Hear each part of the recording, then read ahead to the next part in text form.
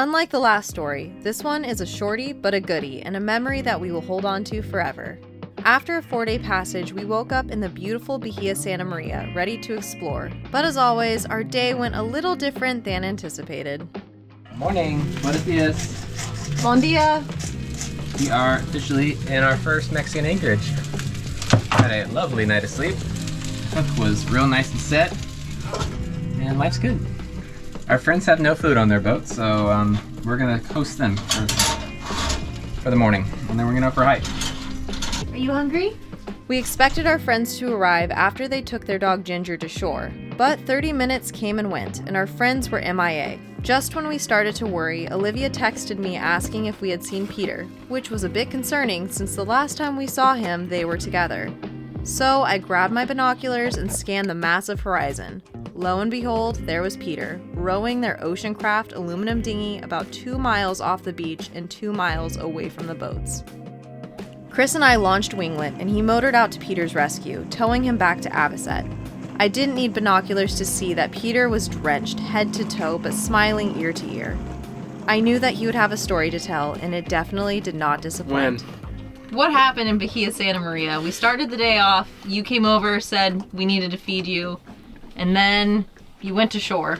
God, I actually have to remember this now. Emotions are as high as they can be. Just ripping, full step in the dig. 30 knots, perfect sun, absolutely just getting it. Paralleling with this white sand beach, and then, I'm just flying down, there's these nice, easy rollers. I'm just kind of arcing over them in the dinghy. Suddenly I look over my shoulder, and I'm like, oh crap, that's a wave. That's not just a little roller, that's a wave. Yeah, it's coming at me. My immediate decision was turn into it to get over it, and it was too late for that. But I had already committed to the turnover to exit. What I should have done is run with it, rode it all the way into the beach, but I turned, so I kicked her over to starboard, turned up, and my entire world just went Sorry, sweetheart. Mind you, I was in 3 or 4 feet of water. The dinghy flipped, went to shore, I stood up, my phone's gone, everything in the dinghy's out, everything's scattered all over the beach and all over the surf, and the dinghy's upside down. And, this dinghy is 150 pounds, it's not that heavy, but then you add the motor on top of it, and I'm 2 miles from Kessel, I'm 2 miles from Avocet, you can't even really see them, which is a problem. It took me about 3 or 4 tries. The squad of the dinghy finally got it up and over, grunting and, strenuating out there, Got the dinghy over, kicked the motor up, didn't even try to pull it. Well, I probably did, but it didn't work. Found my oars that I had. The problem is dinghy is not a rowing dinghy. The only saving grace I had was that the wind was in my favor. It was offshore, blowing towards the boats in the anchorage. So I rowed for probably about 40 minutes until finally I could see Winglet and Chris coming towards me. And then they were able to tow me back. Chris saved me. It was great. Yeah, we learned a valuable lesson that day. Even sober excitement can be dangerous. Yeah, that's the story of how we flipped Java and almost died, broke my neck in 3 feet of water.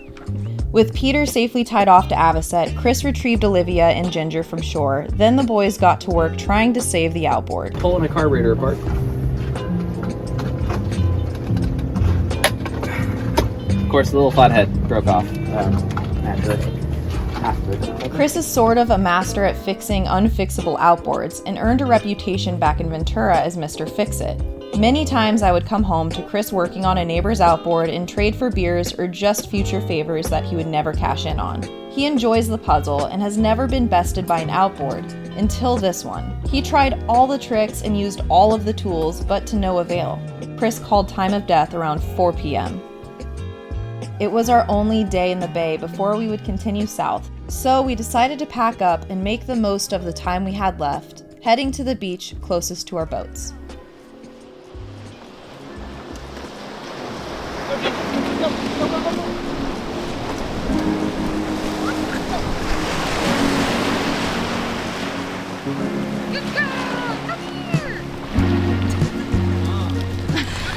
Bahia Santa Maria is the second stop during the annual Baja Ha rally, and for good reason.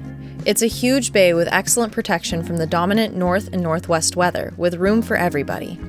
This bay is particularly noted for the seasonal migration of the California gray whales that come here during the winter to calve. The bay is also popular for commercial and sports fishing, so you will see plenty of pangas ripping around as well as remnants of fishing gear ashore. There's a surf break at the northern end of the bay, complete with a surf camp that operates in the summertime. Given our time crunch, this anchorage was an easy stop rather than continuing a bit further south into Bahia Magdalena, which is another renowned and respected anchorage choice. It was an overcast day, and the water was not as warm as we had hoped, even though the boys tried to convince Olivia and I otherwise. Olivia and I watched the colorful crabs scatter across the jagged rocks as the ocean breathed in and out of the tide pools. Ginger ran her heart out, never showing a sign of exhaustion, even though we tried our best to tire her out.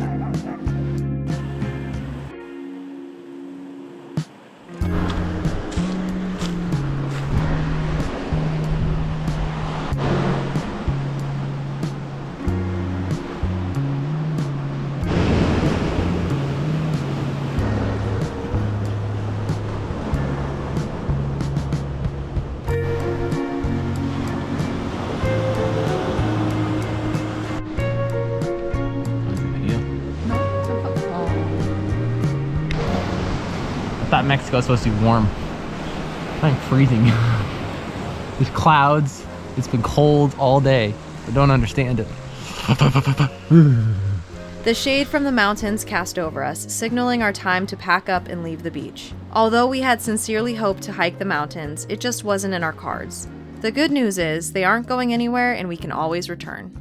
We are doing movie night aboard with our friends. So we have our projector set up here and we're doing burgers, but we don't have buns, so I made buns. And let's take a look and see how they're doing.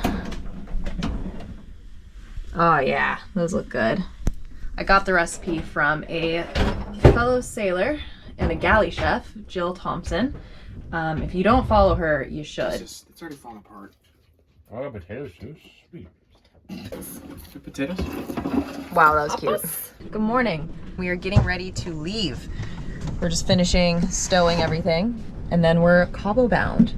Tomorrow is my birthday. I'm turning 26. I have some reservations about turning another year older, but I'm very excited to be spending it on the ocean with the love of my life, our cat, and the boat that we have worked so hard on to get here. So, life is good. Baby, I think you need new pants. I know, they're pretty toast. Let's see them. Oh my goodness. So since we're expecting quite a bit of wind today, we thought it'd be in our best interest to reef before we leave. So I think we're just setting... All right, so we're doing the second reef. We're gonna sail off the hook, and we're gonna get going. This was just the beginning of our Mexico adventures. There is so much more in store. But first, we had to make it all the way to Cabo before crossing the Sea of Cortez. And that story is next on Sailing Avocet.